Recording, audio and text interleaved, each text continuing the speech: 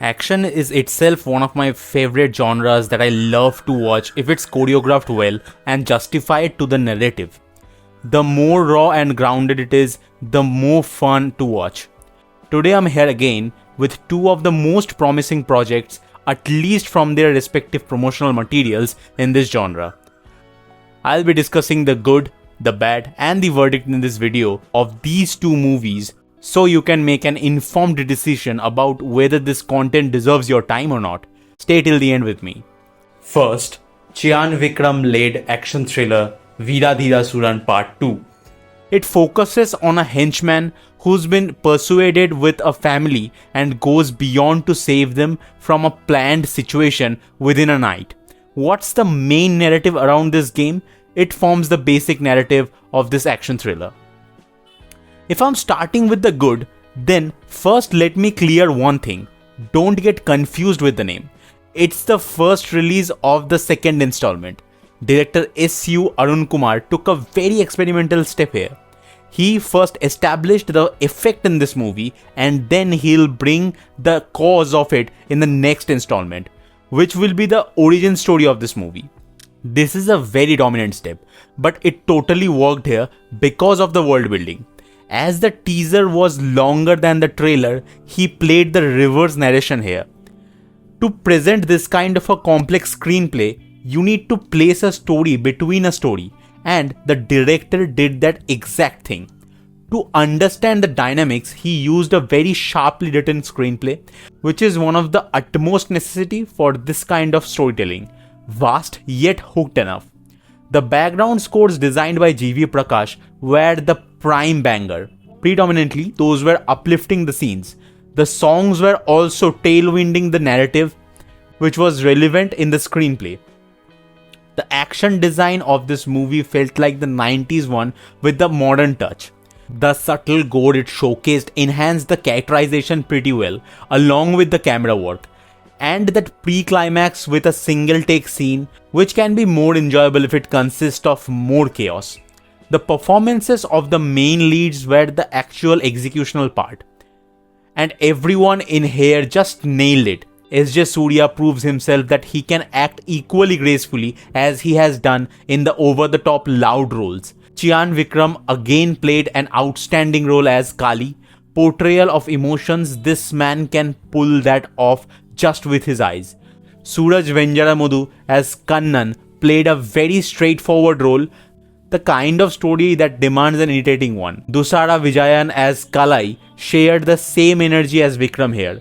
The screenplay was so brilliantly written and the casting was so finely done that it reflects their chemistry with each other in a few glances.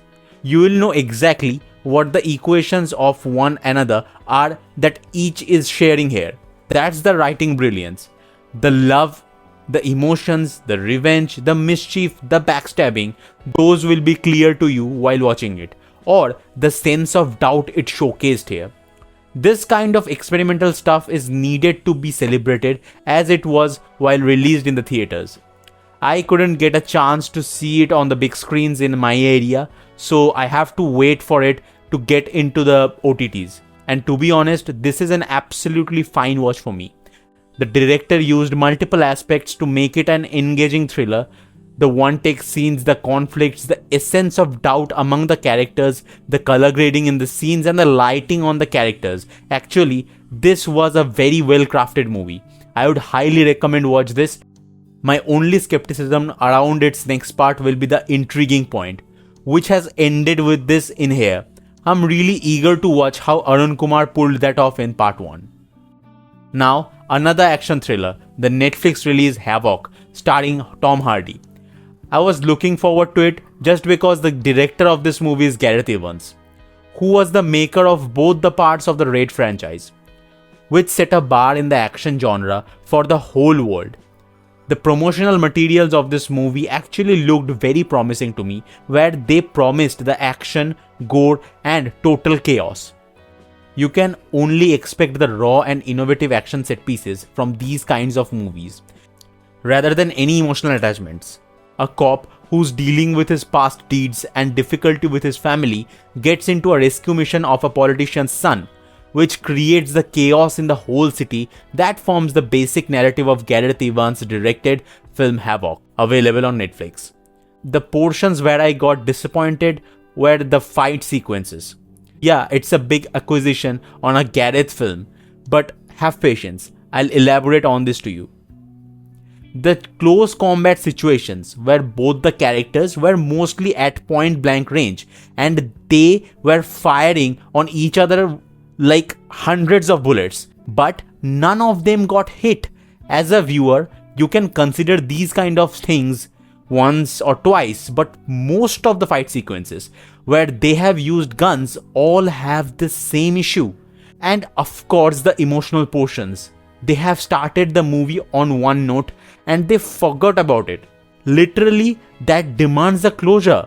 Your character is in grief, repenting about what he'd done in the past, and the screenplay didn't even bother with it.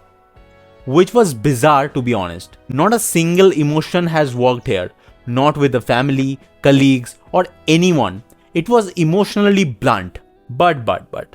The good part of this movie was its ambience. Such a beauty to watch on the screens.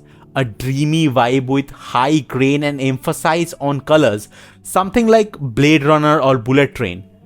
The action set pieces, especially the car chases, seemed like Need for Speed gameplay, which was clearly a deliberate attempt to give the audience the feeling of a game. The camera work in the fight sequences was outstanding.